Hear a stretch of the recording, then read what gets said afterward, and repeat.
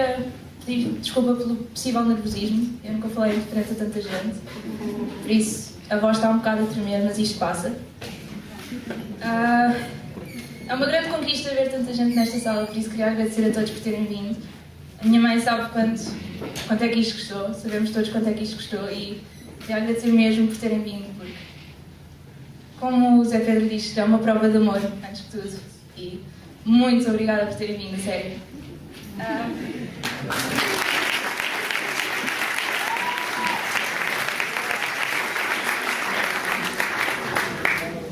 Quando a minha mãe começou a telefonar ao Manel, ao Miguel e ao Zé Pedro, ela fazia assim, telefonava e dizia: olá, eu sou Ana Maria Faria, vivo em Bruxelas e a melhor maneira de me apresentar é como sendo a mãe dos Três Marias. Pronto, eu sou a Maria do meio, sou a Maria Rui, os meus irmãos também estão na sala, somos as Três Marias e eu vou falar-vos um bocado de como este conceito começou, como é que isto tudo começou e como é que passou de uma ideia, passou de um sonho à concretização de uma coisa real. E pronto, é disto que eu vou falar um bocadinho hoje, não vou roubar muito tempo a ninguém. E depois vou passar a palavra ao Zé Pedro. Bem, a sério. Os que conhecem a minha mãe sabem que ela passa a vida no YouTube e numa das suas muitas deambulações encontrou os vídeos do TEDx e passou a ser um vício. E depois do jantar, eles eram a nossa sobremesa. A minha mãe trazia ao computador e enquanto nós comíamos a sobremesa, foi um vídeo cada semana. Logo começou com o Zé Pedro, depois passou para o Miguel, depois passou para o Manel e nós fomos os três direitinhos.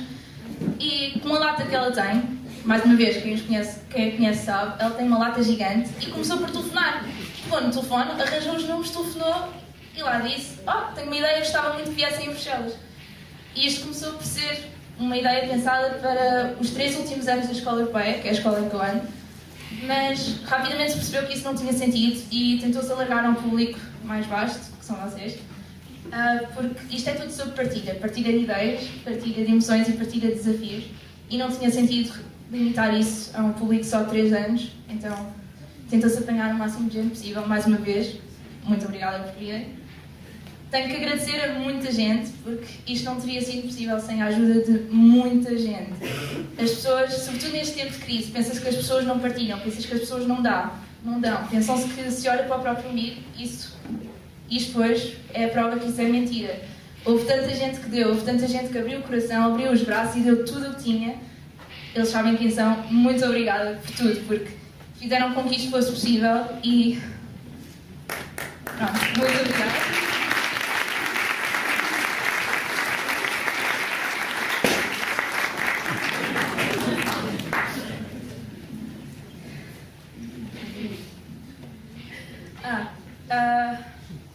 Sim, eles fizeram com que isto fosse possível e houve muita gente que investiu muito tempo, muito esforço e isto é a concretização disto tudo, é a concretização de quase um ano de trabalho, porque isto começou em março com uma ideia maluca, isto foi um apontar às estrelas, isto é a minha mãe a sonhar, como sempre, é a concretização de um sonho, é um dos muitos planos e se isto correr bem, devem vir mais a seguir, sim, com outras pessoas, temas diferentes. Estão-me a fazer sinal lá atrás para eu acabar, por isso vais despachar. Eu vou agora passar a palavra ao Zé Pedro, que é o primeiro dos 3 que se seguem. Depois vamos ter um intervalo, onde há o famoso pastel de nata e o café. E depois vai haver um debate, mas não vos vou roubar mais tempo e passo a palavra ao Zé Pedro, que nos vai levar para o primeiro discurso. Obrigada.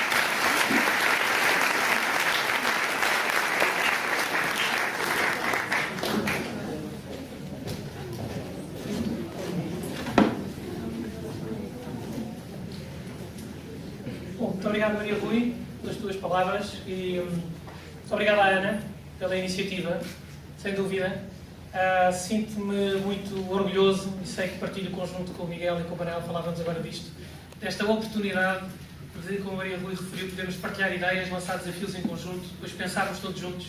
É sempre melhor, tanto do ponto de vista emocional como do ponto de vista efetivo e de prática, fazermos estas coisas em grupo e em coletivo. Esta mobilização para estar aqui hoje, de todos os que vocês que nos recebem, os que estão aqui na sala e os que não podem estar aqui hoje, mas que nos recebem, e com quem já tive a oportunidade de privar também desde ontem, nós sentimos esse agradecimento e é isso que reflete também a mobilização, da disponibilidade do Manel e do Miguel com agendas muito atrapalhadas, mas sobretudo de coração de fora para partilhar connosco algumas ideias.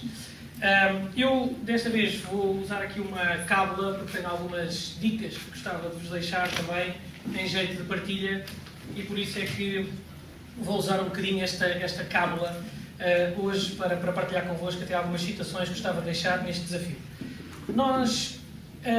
Eu ouvi aqui há um tempo atrás, numa intervenção num congresso, no colóquio que houve presente no futuro, uma intervenção de gira, tem uma citação feita pelo Pacheco Pereira, em que ele referia que há uma maldição chinesa, ele até diz que terá origem nos ingleses, mas em que ele refere a uma maldição chinesa em que diz que terás de viver em tempos interessantes. É um paradoxo giro, porque no fundo se chama-lhe maldição, mas ao mesmo tempo diz que são tempos interessantes. Não é? E de facto, viver em tempos interessantes, eu acho que é isso que nós estamos a viver hoje. E portanto, considerar que efetivamente são interessantes muda um bocadinho uma perspectiva, embora esteja esta conotação da maldição. Porque de facto é preciso passar por essas dificuldades. E a forma que nós, os três, entendemos que fazia sentido trazer aqui convosco era encontrar uma maneira de sermos complementares naquilo que queremos partilhar com vocês, para aquele que é o momento que temos. E, portanto, nós estruturámos a nossa ideia de apresentação, que sendo cada um o seu testemunho do coração para convosco e daquilo que tentar, obviamente, dar aquilo que é o nosso melhor para vocês, fazê-lo da seguinte forma. Eu ouvi aqui há um tempo atrás uma pessoa mais velha, que estimo muito ouvir as pessoas mais experientes neste conceito. Aqui o Manel, por exemplo, partilha publicamente uma paixão assopado pelo meu avô, eu também a tenho. Pelo dele não tive o gosto de conhecer, mas pelo meu. Mas temos, de facto, esta referência e é bom saber ouvir essas pessoas. Eu ouvi essa pessoa mais velha uma referência gira, que ele dizia: na vida, ao saber fazer e ao fazer. É gente que sabe muito, mas não sabe fazer. Há grandes técnicos que não sabem pegar um prego. Há gente que sabe fazer muita coisa, mas não se mexe na cadeira para fazer. E depois há aqueles que sabem fazer e que fazem. E, portanto, nós entendemos organizarmos desta forma. Eu irei partilhar convosco um bocadinho o desafio do saber. Depois o Manel deixará algumas notas, pondo-nos todos a pensar sobre como é que se sabe fazer, como é que é possível isso acontecer, e nenhum de nós tem dúvidas que o Miguel nos vai pôr todos a fazer. E, portanto, essa é claramente a estrutura que nós encontramos para fazer esta partilha convosco. E, portanto, o título da minha intervenção, como sabem, que estava no programa também é Vá para dentro, cá fora. Não vá para fora, cá dentro, mas vá para dentro, cá fora. O meu desafio é esse mesmo, é nós irmos dentro de nós próprios para aquela que é a vida que temos cá fora. Portanto, é um bocadinho isso que eu vou fazer. O Manel, como gosta em jeito de desafio, pergunta: já tens um plano? E, portanto, em jeito de pergunta fará a sua intervenção. E depois o Miguel, de uma forma muito clara e bem à portuguesa, esclarece que os sonhos conquistam-se. E, portanto, é este modelo que depois encontramos para debate, como frase de desafio, que faremos depois na segunda parte, o título que lhe pusemos, que foi um plano para conquistar os sonhos de dentro para fora. Portanto, é um nicho, no fundo, nos juntarmos os três para convosco depois podermos trocar ideias e perguntas.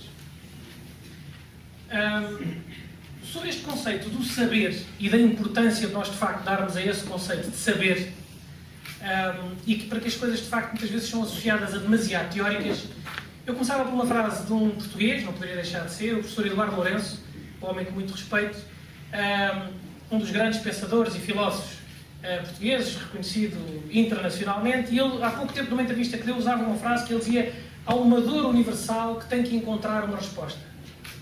Conceito giro, de facto, uma dor universal.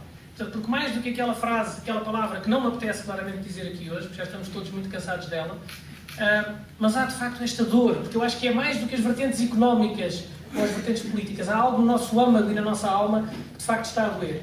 E eu acho, sou muito apologista, que isso é preciso de facto ir à procura desse saber, dessa sofia ou filosofia, digamos assim. Um escritor suíço chamado Alain Bouton, que tem um livro que se chama exatamente O Consolo da Filosofia. É um conceito da filosofia do cotidiano. Ou seja, repensar as coisas para aquilo que é o nosso dia-a-dia. Muitas vezes já vem encadeado numa série de temas e de coisas umas atrás das outras e a gente já nem se lembra porque é que era, afinal de contas, que aqui estou. O que é que a gente vinha aqui fazer mesmo que eu já não tenho ideia? E às vezes o vinha aqui fazer é uma vida que já está há 15 anos num sítio qualquer, numa empresa, ou com uns amigos, ou com um casamento, ou seja o que for, e já não sabe o que está aqui a fazer. E a relevância que isso tem é muito maior do que se pensa. Esta é a minha perspectiva e é por isso que partilho convosco. Porque reparem, nós hoje em dia temos, de facto, imensas coisas garantidas e asseguradas. Nós temos países com democracias, temos Estados de Direito, Temos União Europeia, temos NATO, temos Nações Unidas, portanto, isto está tudo completamente calcadíssimo, arrumadinho, já nos arrumaram tudo, isto está tudo bem arrumado. Está tudo assegurado, nós temos estas coisas todas. Mas depois fica a pergunta, e há conteúdo dentro desta forma que está definida? Ou nós ficamos só com forma e falta-nos o conteúdo? Ou seja, hoje em dia há valores, há ética, há vontade, ou há só algo que alguém já arrumou por nós e, portanto, a gente já sabe que vai ter que fazer aquilo que já está escrito em algum sítio que é para fazer. E o mesmo acontece na economia. Repara, fazendo a pergunta, depois o Manel volta a trazer-nos à Terra. O meu objetivo é levantarmos um bocadinho de voo. Do ponto de vista económico, ou do ponto de vista financeiro, está cá tudo na mesma. Os números são os mesmos. As ações de qualquer empresa são as mesmas. Elas diminuíram o valor do ponto de vista do mercado porque as regras que nós definimos para esse efeito fazem com que diminuam. Mas quer dizer, não saiu daqui nada, as coisas não foram para Marte. Os bens estão cá todos, a economia, neste sentido mais teórico, está cá tudo. As regras que nós definimos para isto funcionar é que não estão a funcionar. Há qualquer coisa que não está bem. Qual é a grande vantagem? É que fomos nós que definimos as regras. E, portanto, é preciso repensar para perceber porque é que isto tudo que está cá está aí mal arrumado. É como as peças de Lego, alguém desmontou isto. E agora montaram isto de uma maneira que não tem piada nenhuma.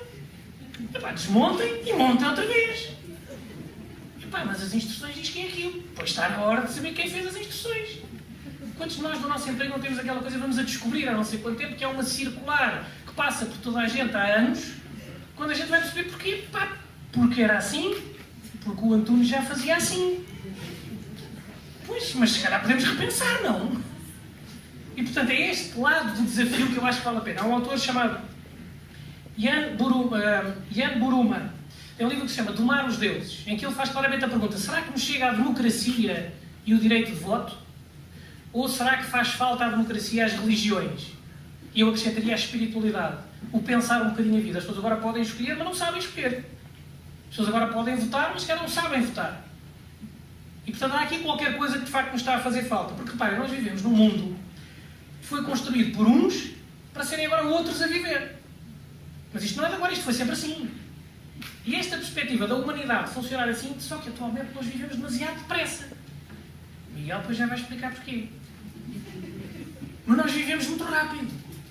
E esta velocidade, ainda bem que a temos, obriga-nos a ter também uma velocidade para as regras e para a estrutura em que nós estamos a funcionar, que depois já está desajustada nessa realidade.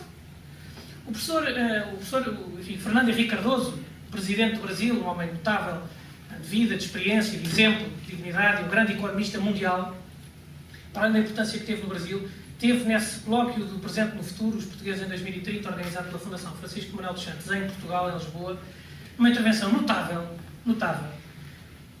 O homem falou com uma cumplicidade, uma simplicidade sobre o mundo e a maneira como hoje em dia, aquelas que são as comissões organizadoras, estas estruturas todas que eu referi, às NATOs, as ONUs, etc., como isto já está desajustado, porque foi arrumado para um pós-guerra e para uma guerra fria, que hoje em dia não tem nada a ver com a realidade que nós temos. E um ajuste político que hoje em dia está dependente de uma economia, que se calhar precisa ter outra reestruturação. E, portanto, ele lançava claramente este desafio quando nós dizemos que temos as coisas arrumadas por outros, de facto. Faz hoje anos que, em meados do século XVI, nasceu um senhor chamado Martinho Lutero. Ficou conhecido por ser o homem da reforma, ou que causou a reforma. Talvez seja um indício bom para nós também aqui, neste centro da Europa, lançarmos um projeto de reforma que eu acho que claramente faz falta e é preciso. Eu diria que nós vivemos hoje em dia iludidos. Há uma enorme ilusão. Individualmente é um conceito que eu gosto de usar, porque me é familiar, que é o conceito do ego. Mas a verdade é que nós insistimos em olhar para as coisas com uma lente.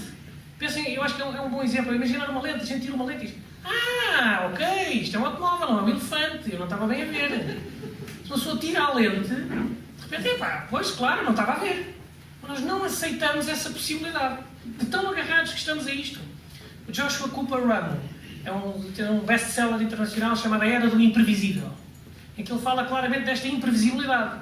Somos tão previsíveis, há tantos auditores, há tanto mundo, há tanta gente à volta de tanta coisa, então e a crise? E as guerras que rebentam aqui e ali?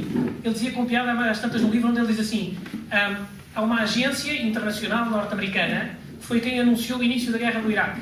Começa por C, mas não é a CIA, é a CNN. É que apareceu primeiro como notícia e pergunta-se: o que é que vocês andavam a fazer?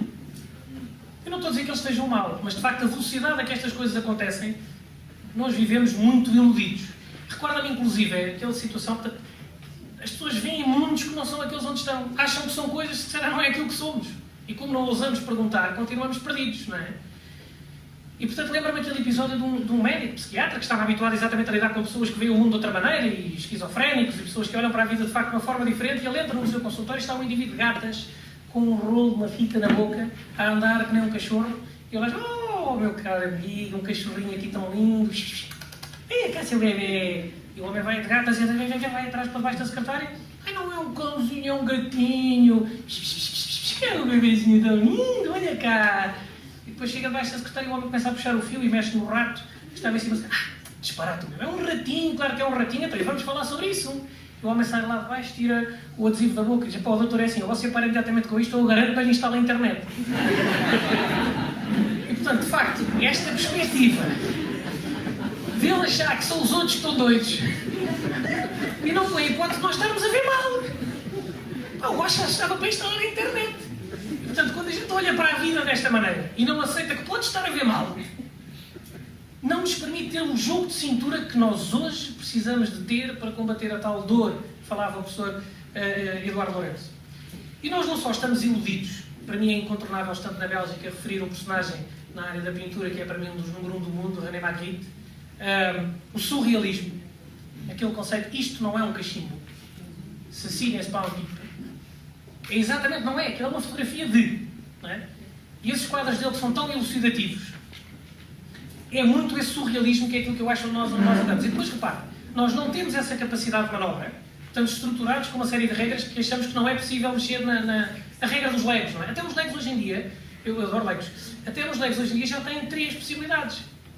Quando se compra o quartel dos bombeiros dá para fazer 3 diferentes. E portanto esta possibilidade de fazer as coisas diferentes, que nós já não deixamos, depois estamos completamente iludidos. E depois alguma outra coisa, um livro publicado recentemente também do Vargas Llosa, o Prémio Nobel da Literatura, peruano, candidato também à presidência do Peru, que se chama A Civilização do Espetáculo. E ele lança muito o desafio onde dizendo a consciência, que a cultura era a consciência que impedia o virar as costas à realidade. E que agora atua como um mecanismo de distração e entretenimento. E de facto, nós não só estamos iludidos, como hoje em dia passamos a andar distraídos. Quer dizer, aquilo que nos arranjam são coisas para a gente andar entretidos. Lá está, vai brincando aos legos, mas vais fazer sempre a mesma construção, não vais sair daqui. Isto é só para perder tempo. E portanto, este conceito de que até a cultura que era vanguardista neste desafio se ter perdido, faz com que nós hoje em dia estejamos longe da vida. Estamos longe da vida e estamos longe de nós, como coletivo e como individual. E portanto as pessoas estão sem saber aquilo que fazer. Hoje em dia nós temos imensas teorias, há muitos livros, há milhões de livros sobre imensa coisa, há imensas referências, o Manuel Pedrosa daqui a pouco seguramente dá-nos ajudas com a cultura vastíssima que tem nestas coisas. Há tanta gente que diz que sabe fazer e como é que se faz e quais são as regras para e como é que as coisas funcionam, que às tantas se torna desinformação. A gente já não sabe. Eu no meu tempo, e também já posso dizer isto, mas no meu tempo, o que se dizia na televisão era verdade. Eles disseram na televisão. Era mesmo assim, não é? Os gatos fedorentos, até estávamos a recordar, é que brincavam com isso, que às tantas aparece uma notícia, que estão 2 velhotes em casa e aparece uma notícia em que alguém diz morreu Ezequiel Lopes da Silva, que é o tipo que está no sofá. E a mulher olha para ele, que é o Ricardo Araújo Pereira, olha para ele e diz olha lá, então tu foste falecer e não disseste nada. Portanto, mas havia uma referência, quer dizer, a televisão disse porquê, não é? E hoje em dia a gente já não sabe, não, mas eu vi na internet que, mas eu também vi na internet que, mas eu tenho os gráficos da Comissão Europeia, eu tenho do Conselho, eu tenho do Parlamento. E eu ainda não saí daqui de Bruxelas. Imaginem o resto. E esta desinformação, recorda-me aquele episódio de um indivíduo que era um homem cultíssimo, de facto com uma bagagem notável, um homem de grande gabarito, uma pessoa reconhecida na comunidade em que vivia, responsável enfim, por uma área de restauração e hotelaria, Ivo, estou a inventar o nome, e esse senhor que, sendo um homem de grande respeito na comunidade onde estava, o que lhe acontece é que ele está em casa e aparece um larápio que rouba 2 patos e que lhe tira os patos da quinta. Bom, ele apanha o larápio em flagrante delírio, como diria o outro, e chega-se ao pé dele e diz-lhe oh, anacrono do céfalo! E o homem Só de ouvir aquilo fiquei em pânico, não é? Pior do que se tivesse ouvido a sirene da polícia. E o gajo diz, não te interpelo pelo valor intrínseco dos pípedes palmípedes, mas antes pelo ato vil e sorrateiro de entrares à Sorrel foi à socava por conta da habitação alheia, para não fazer os ouvícolas. E o gajo o triplo do pânico, não é? Quer dizer... E o gajo continua, se o que te move é a necessidade, a fome e a família, transijo. Mas, por outro lado, é só o ato vil e sorrateiro e de zombares da minha condição de cidadão digno e honrado, fica sabendo que darei com a minha bengala fosfórica no alto da tua sinagoga e que tu farei como talito, que te reduzirei à 50ª parte que vou-me dormir na nada. Então, o gajo... Pois... Epá, desculpe lá, afinal eu levo ou deixo os pratos? Porque, de facto, hoje em dia, a gente já não sabe se é para levar ou para deixar os pratos. E reparem, isto acontece nestas questões de sentido de vida e depois reflete-se na prática no dia-a-dia. Mas quantos de nós? Isto é típico dos chefes, não é? Bom, mas, ó chefe, diga lá, mas é para fazer o relatório ou não? E ele diz, pá, o relatório é importante que eles já pediram lá em cima. Bom, então vou fazer, mas não vale a pena estar a antecipar sem ter os números. Mal! Eu levo ou deixo os patos, não é? A gente já sabe que no fim a culpa é nossa, pronto, mas essa parte está garantida. Mas de facto isto depois reflete-se num modus vivendi. É que a nossa maneira de estar depois é não saber decidir. Isto traz uma coisa que eu acho depois que é grave, porque há um sentimento de impotência. Ou seja, de facto, as pessoas depois vivem tristes porque se sentem distantes de poder controlar qualquer coisa na vida. A gente percebe que não depende de nós. Que é um erro, evidentemente, de perspectiva, a tal ilusão que eu falava. E portanto as pessoas estão tristes para tudo e para nada. Há bocado com o Paulo estávamos a falar, epá, de certeza que vai correr mal. O voo do Miguel vai chegar a hora, já está mesmo a ver. Ou seja, isto é uma atitude para qualquer coisa que nós passamos a achar, sobretudo há uma frase, eu acho que aí também é tipicamente nossa, que é o tinha que ser a mim. Sabem lá o que é que estão a dizer, não é? Por exemplo, um exemplo fácil. O agrafador. Qualquer um que vai ao agrafador e aquilo não tem o agrafo. Pronto, tinha que ser a mim. Tinha que ser agora, é logo agora que eu precisava de agrafar. Evidente que é quando precisa de agrafar, não é? Quando é que aquilo não vai ter agrafo? A gente não vê. É logo agora que eu estava com pressa. Pois também, pá, óbvio, não é? Mas isto cria um estado de espírito só perante o agrafador. Pá, sou eu e o agrafador. Então quando vou para a sala a seguir já vou irritado. E isto é de evitar. Eu, uma das coisas que faço todos os dias quando saio de casa, normalmente com a minha filha, é sempre, eu respiro fundo e faço sempre um suspiro. Ai, e depois sempre, vida boa. E o conceito este é de uma das histórias que eu vou contar ao Hospital de Santa Maria, às crianças que lá estão, uma das histórias inventadas por mim, onde o conceito é exatamente esse, é nós lembrarmos a vida boa que temos. Porque normalmente a seguir a um suspiro vem, ai, aquele filho... Pronto, de outras coisas e tal, aquele... Então, E para evitar esse desabafo, antes de dizerem isso, lembrem-se de dizer isto. E muitas vezes as pessoas trabalham comigo ou amigos a dizer, perdão, vida boa, vida boa, vida boa. E portanto convém de facto lembrar o valor que isso tem, porque esta tendência da irritação, do tipo que já por causa de um agrafador e depois de um clipe caiu e depois bateu com o menino, deu uma topada na porta de entrar na reunião, depois obviamente que lhe vai acontecer, não é? Porque a gente chama estas coisas, não é? É este tipo que entra na reunião irritado com tudo e todos. Eu ouvi uma frase atribuída ao Shakespeare que acho muita piada sobre esta raiva, sobre esta irritação, que é ter raiva a alguém é a mesma coisa que tomar veneno e ficar à espera que o outro morra. Epá, eu acho que é mesmo isto. Porque a gente fica a corroer-se por dentro, a irritar-se, a dar cabo de si e à espera que o outro morra, o outro está na praia, pá. O gajo está na maior. E de facto não serve para nada. E portanto, além da tristeza e dessa irritação, as pessoas depois vivem em descrédito. Vivem com medo. Por exemplo, um exemplo. Vou inventar um nome. Ok, Sr. Albano, faz de conta. Vamos supor que era dono de um café em Bruxelas, tinha o Estádio da Luz, um tempo. Vá, estou a inventar.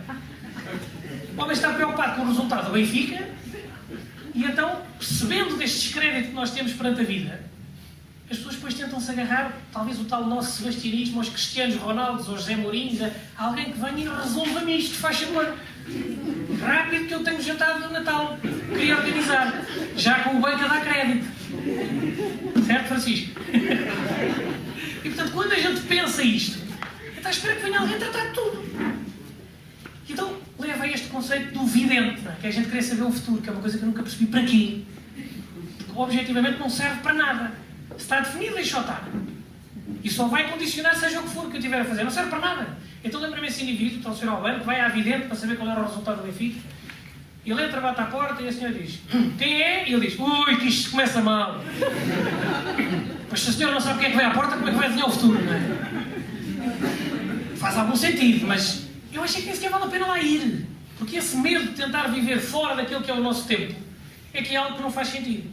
Então, perante isto que eu dizia, nós estarmos iludidos, de estarmos distraídos, de vivermos perdidos no meio daquela informação dos patos, e no fundo isto nos levar à tristeza, à raiva e esta sensação de impotência, então qual é a solução? Na minha perspectiva, que é o que partilho convosco para lançarmos o desafio, é vá para dentro, cá fora. É exatamente dentro que eu acho que nós vamos encontrar a solução. Uma frase, agora nesta fase, diretamente para uma amiga querida. As pessoas às vezes dizem: o que é que quer da vida? E há pessoas que dizem, de uma forma singela: eu só quero ser feliz. Só.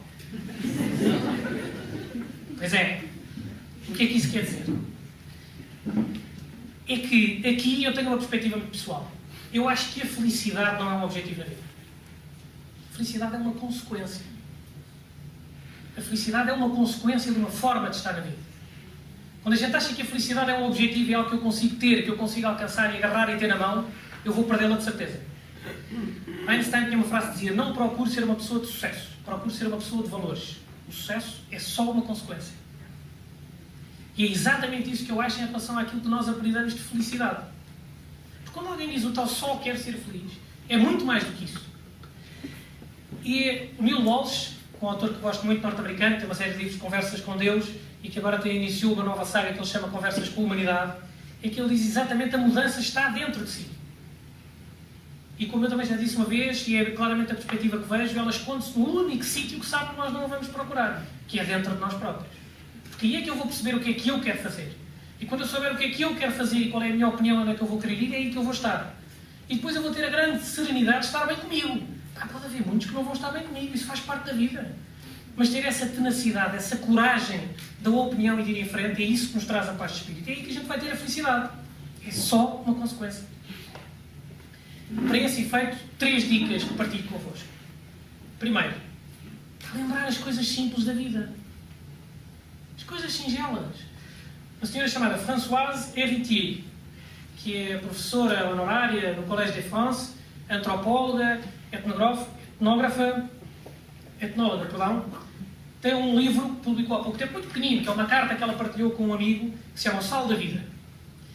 E ela, a certa altura, diz: primeiro há as sensações, depois há os pensamentos. E tem o livro todo só a referir pequenos momentos que eu acho que qualquer um de vocês também se lembra. Aqueles momentos em que a gente está mesmo feliz com uma coisa tonta. Achamos nós. Pá, aquele cafezinho, pá, aquele duplo expresso com cappuccino, pá, caiu-me que nem giz. E a parte que eu mais gostei foi aquela espuma mesmo. Epá. Pode ter sido um almoço porreiríssimo com uma série de amigos, mas foi aquele bocadinho que me deu a pica. Pá, aquela Imperial de penalti. Pá, que eu virei depois do gol do jogo de Portugal. Pá, o jogo pode ter sido muito giro. Mas sair do restaurante à grelha. Portugal ganhou, mas não é por ter ganho. É por a gente sair e ter estado com o Nuno, ter estado com o Sr. Matias, sair com um amigo de braço dado, e a gente saber dizer: pá, porra, é este o momento que me dá gozo, é este o momento que me arrepia. Não é o jogo, não foi o que eu combinei, não foi o dia todo a pensar naquilo. É aquele momentozinho pequenino. Isso é o sal da vida. Bem, nós passamos uma vida tão insonsa porque não percebemos o sal que temos na vida. Aqueles pequeninos momentos, todos se lembram de qualquer coisa. Um abraço do filho, um carinho de uma avó, chegar ao pé de uma avó que nós acarinhamos e queremos agradecer de um tamanho que nunca vamos conseguir. Isso tem tanto sal nesta vida e nós deixamos de escorar porque nos esquecemos de procurar essas coisas. Alguém nos disse aquilo que devia ser e nós não ousamos saber permitir que eu gosto disto ou não gosto daquilo. Pode haver coisas que teoricamente são ótimas, mas eu não gosto das ostras. Custa-me a digerir as cascas. Não gosto. Pode ser bom, mas eu não gosto. Não sei se vocês conhecem ou viram, presumo que sim, o filme Ratatouille. O filme Ratatouille é um personagem que é o crítico de gastronomia, que ele diz sempre o que é que estava certo ou errado. E no fim, ele completamente derrete-se e tem uma projeção, um tempo e naquilo tudo, como um simples Ratatouille. Quer dizer, É um exemplo fantástico, sobretudo se nos lembrarmos do nome do personagem. Se calhar vocês não se lembram, mas que eu partilho convosco porque me ficou na memória, porque o senhor chama-se Ego. É o ego que nos traz essa ilusão. Que não nos permite trazer aquilo que é o nosso coração sobre o seu gosto mais do ratatouille do que o outro prato elaboradíssimo. É isso que faz a diferença. Portanto, as coisas simples da vida, o tal sal da vida, lembrar a minha experiência. Depois a criatividade. A minha criatividade. E atenção, criatividade não é descobrir uma fórmula para meter uma coisa na internet que me vai dar milhões. A criatividade pode ser para tudo. Eu fui criativo a pendurar uma luz. O Filipe foi mais do que criativo para nos permitir que estivéssemos hoje todos aqui como estamos. Tira fios, põe fios, vai ao médico, vem do médico, dormiu 1h30 e deve ter dormido para trás para tentar ganhar algum tempo. Essa criatividade vale para as coisas pequeninas. Sabem porquê? Porque abre um fluxo. Fica um caminho aberto. Nós temos essa veia da criatividade entupida. E se a abrirmos para fazer coisas pequeninas, pode ser em casa, para qualquer coisa, na cozinha, para os miúdos, whatever. Faz a diferença ter essa criatividade. Deixo só uma nota sobre isto. Sir Ken Robinson. Se puderem procurar na internet, vale a pena. O homem que fala claramente sobre a necessidade hoje em dia na educação abrirmos ao mundo da criatividade. Ele a certa altura diz uma coisa muito gira. Se nós pensarmos bem, o Shakespeare também teve uma professora de inglês. Lixado, não é? O que é que ela dizia ao homem? Não é? É o que ele diz, o Sir Ken Robinson diz a certa altura: Shakespeare, está quieto. E para de falar dessa maneira, faz favor. Quer dizer, deixar fluir essa criatividade. A gente diz sempre: pronto, podes ser criativo, entra aqui. Este quadradinho e podes fazer o que quiseres. Obrigado, não é? Terceiro ponto. Coisas simples, criatividade e depois a individualidade. Ter a minha opinião. Hoje em dia o nosso pudor é tão grande que nós temos mais medo de ofender a outra pessoa por uma razão qualquer do que propriamente ofender-nos a nós próprios ou deixar-nos doer. Fazemos coisas que são fretes autênticos que não queremos dizer a uma peça e jantar. E ter essa opinião cá fora, ter a ousadia de fazer isso, eu acho que é fundamental. Eu recordo, permitam-me que estou à vontade pela cumplicidade que tenho criado e pelo ambiente que temos aqui hoje, mas o Manel é um exemplo disso. As pessoas têm que... Esta é a minha opinião. Quer dizer, é isto que eu acho. E uma pessoa ter uma opinião diferente, ou as coisas estarem certas ou estarem erradas, nós vamos aí a correr a arranjar maneira de criticar o gajo porque ele se enganou. Ou porque o gajo não está bem. E ainda disse: e qual é a tua opinião? Depois, deixa estar. Qual é o mal de ter opiniões diferentes? Antes, pelo contrário. O facto de não gostar da opinião dele não quer dizer que eu não gosto dele. E isso faz toda a diferença. E recordam naquele episódio daquele indivíduo de uma empresa, ou aqui na Comissão Europeia, em que há despedida do final do dia, ele agarra no telefone, liga para a secretária lá de cima do José Manel e diz: estou, chuchuzinho, mas embora, meu bebê, está na hora, anda. E eu sou lá de nós: quem é que fala? Quem é que fala? Quem é que fala? Digo eu, palhaço. Passa lá o telefone à miúda, é preciso ir dar duas chapadas na oficina. Mas o outro lado diz: o senhor sabe com quem é que está a falar? E eu diz assim: eu não. O senhor está a falar com o Presidente da Comissão Europeia. Eu disse: o senhor sabe com quem é que está a falar? E o gajo: eu não. E o gajo: é pá, ainda bem. Puta, desliga o telefone.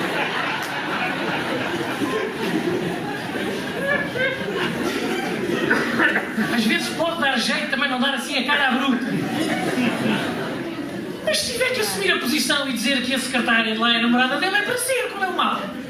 E o que é que alguém tem a ver com isso? E essa capacidade de não fugir. E aqui deixo um mote importante. Normalmente... Não fui eu, fui o chão. Só para deixar aqui um mote importante sobre isto, a opinião. E estava a fazer em particular em relação também a esta posição do Manel. Tenham a consciência, o Charles Chaplin dizia exatamente isso. O palco é vosso. Não tardem a subir para lá, porque a cortina fecha. E quando eu digo o palco é vosso, é todos nós somos o ator principal do nosso filme. Todos. O filme Miguel Maria, o filme Maria Rui, o filme Ana Maria, Mariana, etc. Esses são todos filmes em que eles são os atores principais. Todos nós. E nós adoramos, em imensas circunstâncias, fazer de secundário. E dizer: pois, mas é os miúdos. Pois, mas é o trabalho. Pois, mas é a minha avó. Pois, mas é a comunidade. Qualquer coisa serve para eu não subir ao palco e assumir a minha posição.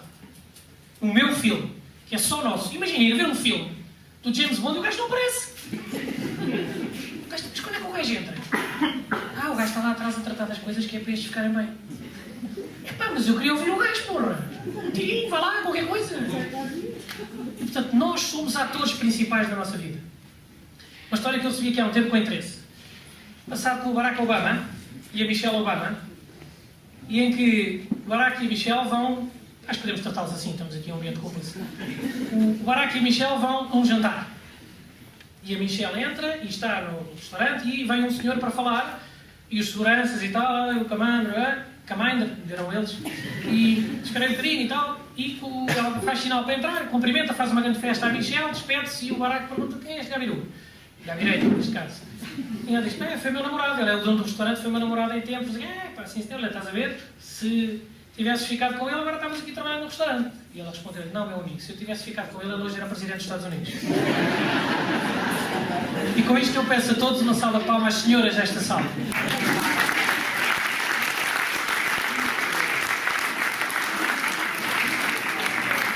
Também há muitos homens a fazer de ator secundário, mas sobretudo as senhoras tendem muito para isso. Todos nós precisamos do amor de uma mãe, de uma mulher, de uma tia, de uma avó, de um carinho. Mas precisamos, sobretudo, que todos, incluindo as senhoras, façam o seu papel de ator principal. Não se esqueçam disso, nenhum de vocês. Eu, pelo menos, também tento. E há até quem me ponha no palco de vez em quando. E, portanto, esta frase que eu deixo, ninguém é o número 2 de ninguém. Não é verdade. Ele é o meu número 2, não é o meu número 2. Ele é o número 1. Até porque esta história do número 2 e do número 1 é relativo. Eu outro dia falava com um amigo meu que fez uma corrida de canoagem e ele apregou, todo contente, que foi vice-campeão nacional. E que o amigo dele tinha ficado em penúltimo. A diferença é que o amigo dele foi primeiro e ele foi segundo, porque só havia 2. Na verdade, ele foi vice-campeão e, na verdade, o outro foi penúltimo. Só que um foi o primeiro e o outro foi o segundo. E, portanto, não há cá número 2 de ninguém. E esse individualismo que eu peço, que eu desafio, que eu lanço, não é um individualismo de fora. Esse é o que nós estamos a viver. Isso chama-se egoísmo. Isso é outra coisa. É esse que nós estamos a viver. Nós estamos agarrados a isso. A primeira verdade budista, o budismo tem 4 verdades estruturais, e a primeira verdade para eles é exatamente o conceito que tudo é sofrimento. Bom começo, não é? Acho que é uma boa verdade. Mas porquê? Porque eles dizem que nós vivemos nesta ignorância para abordar as coisas. E é por isso que vivemos nessa ansiedade de sofrimento. E esse individualismo que eu falo, este egoísmo, é um individualismo exclusivo. Isto é, exclui os outros. E o que nós precisamos é daquele que seja inclusivo. Porque o que é curioso é que quando nos encontramos cá dentro, vamos perceber que fazemos parte do todo. É assim que surge genuinamente a vontade de fazer pelo próximo, ou a disponibilidade para vir a voar hoje de manhã. Miguel, tu vais confessar que vinhas à frente do avião, tenho a certeza. À frente do próprio avião, não é? No avião, não é? E, portanto, vinhas a empurrar, exato. E essa vontade que de facto as pessoas têm, quando ela é genuína, porque senão é uma tolerância, é um aturar, é um ter pachorra, é um ter paciência. Isso não é a mesma coisa, fazer as coisas dessa forma. E este individualismo que exclui é aquele que nos leva, inevitavelmente, mais cedo ou mais tarde, a achar que há o eu e há o outro. Eu tenho razão e o outro não. Eu estou certo, o outro está errado. E é assim que surgem guerras, como aquela que faz amanhã 94 anos, que foi começada para acabar com todas as guerras.